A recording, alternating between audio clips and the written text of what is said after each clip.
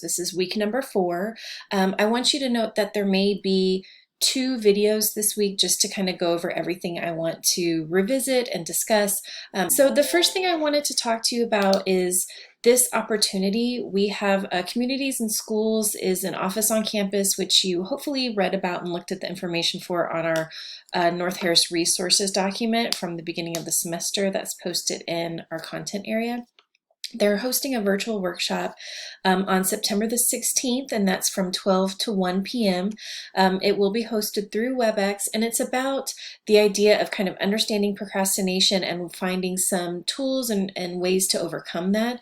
A lot of us have identified as procrastinators, but even if you don't necessarily see yourself in that way, they will likely be talking about some different time management techniques, and a lot of you have mentioned that you would like some more resources and guidance on that. So something to consider. I know many of you have a work schedule that may not allow you to be present for this, but note that there are often times where they will tape these WebEx meetings so that you can go back and see the video of them. And that's just by logging into your My Lone Star account, and there's an area for workshops. So if you have questions about that, then you can definitely reach out to me. And let's go ahead and take a look at our syllabus schedule for this week, which is pretty straightforward. We have a writing journal discussion post that's due on Wednesday, and that is going to be related to the course text. So I want you to note that here I tried to, at least in this section or in this section, let you know what readings are required for which assignment, right? So the writing journal this week is going to be based on our course text. And then you have what is something a little bit new to us, a paper topic post. And that's going to be regarding McKinney Madalena's article, which is I Need You to Say I. So the paper topic is just another kind of post, but the ultimate goal down the line is that we will compile a handful of those paper topic posts into our portfolio. So these paper topic posts have the same kind of discussion post requirements that you're used to. It's just that down the line, we will put some of these together, we will revise and edit and actually peer review them. So they will, from the next time on, be related to our paper topic overall, which is food. This week, we're not quite getting into food, but I want us to kind of get into this idea of a paper topic post versus a reading response, which you're used to. Requirements are still the same, so don't worry too much about that. And know that I will be supplying a video and a rubric for the portfolio. That is coming, but thrown by it. Don't worry about that right now, okay? I'm going to go to D2L in a second, but what I also want to do is just briefly revisit the reading journal assignment. There was some confusion about that. I got a lot of emails and I posted about it on D2L. So I want you to see the reading journal assignment as just kind of a tool for you to keep track of the readings. So it is not the same as a reading response post, which I know the language of that is a little confusing and I didn't intend for it to be that way, and I'll have to make some adjustments to assignment names in the future. But note that the journal is really meant to just compile all of your notes and ideas about each particular reading. Okay, so last week you would have included an entry for, let me scroll down. This is posted in D2L, right? You would have included a reading entry for Irvin's text, and then that would be followed. So here's the information. I have some notes in blue, or it's kind of a dark blue. After this entry, you would just include your next reading journal post or reading journal response, which is going to be about the course text. Right? And remember, there's a template in D2L that kind of sets this up for you. This is just an example. So your next entry would be titled, the chapter that we read, and you can just put by Andrea Lunsford, which is our main editor, and you can refer to her throughout as the person authoring the different sections.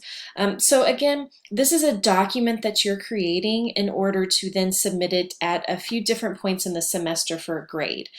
This is just a way to, again, encourage you to do the reading and to actively engage in the reading. And it also makes it easy in the future once we start really getting into some readings that are related to food, which is our overall topic. You have your notes, you have information. You don't have to go back and reread everything because it's all there. It's kind of pushing you to take some notes and to keep your ideas straight, but it's also helpful down the line to review and revisit when it gets time to write in ways that are related to these different readings. Okay, so this is posted in D2L. Just take some time to revisit that when you're able. So we're into week 4, so I'm pulling up D2L to walk through where to go and what to do.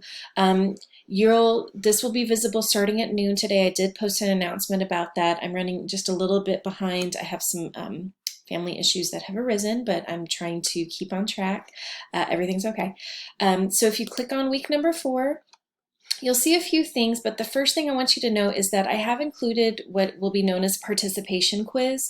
So we do get some grades related to participation.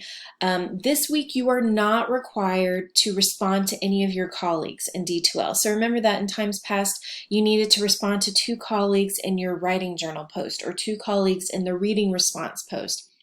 That's not required. You will get a participation grade for this really brief quiz, which just is going to ask you some questions related to what we go over in these videos. Just encouraging you to make sure you're watching the videos.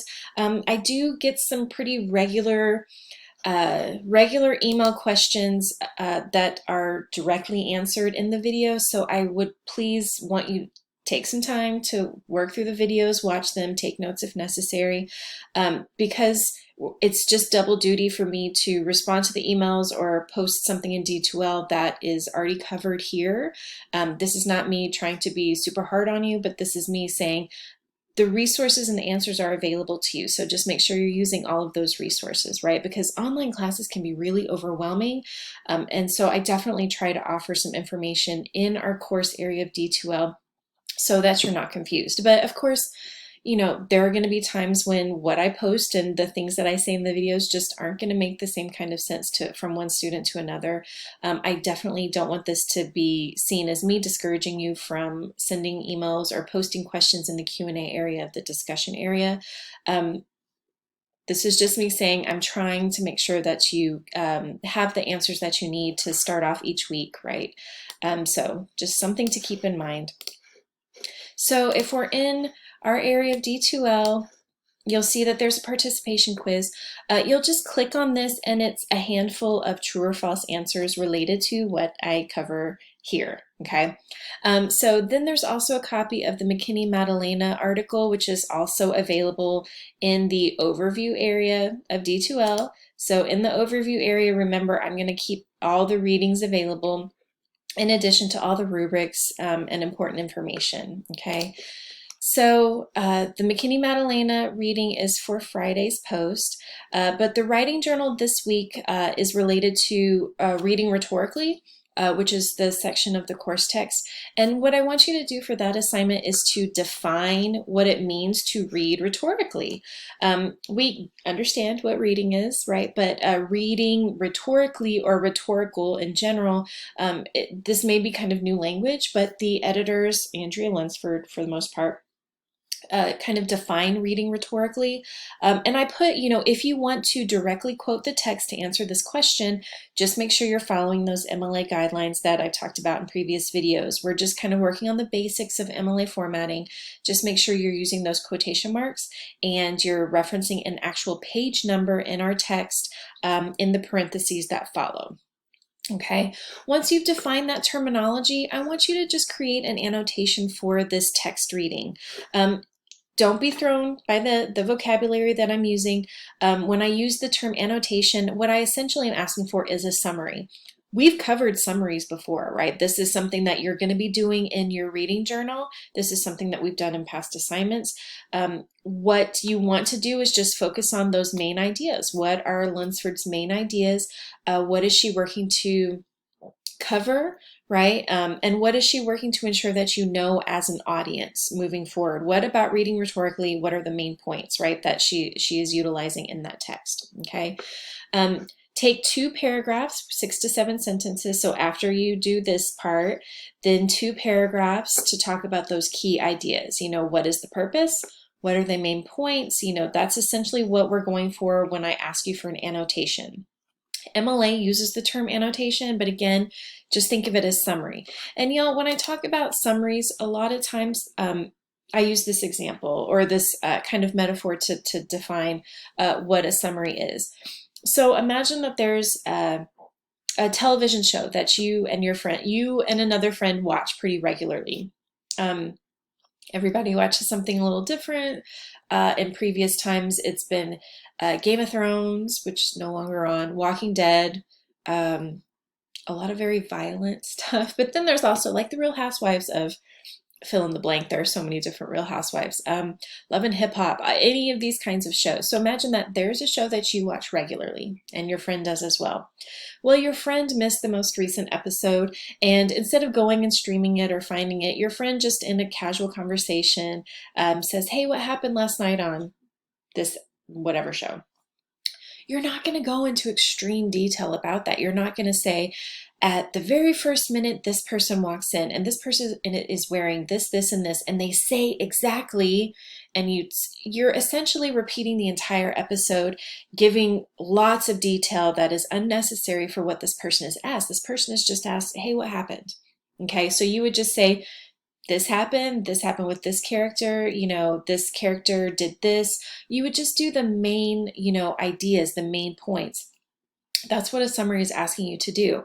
If I have not read, the chapter that we're covering this week, and I say what is covered in this chapter, it's just the main ideas. You don't want to sit and read the entire chapter to me because that's not what I'm asking you for. I'm asking you for those main ideas. Sum it up for me.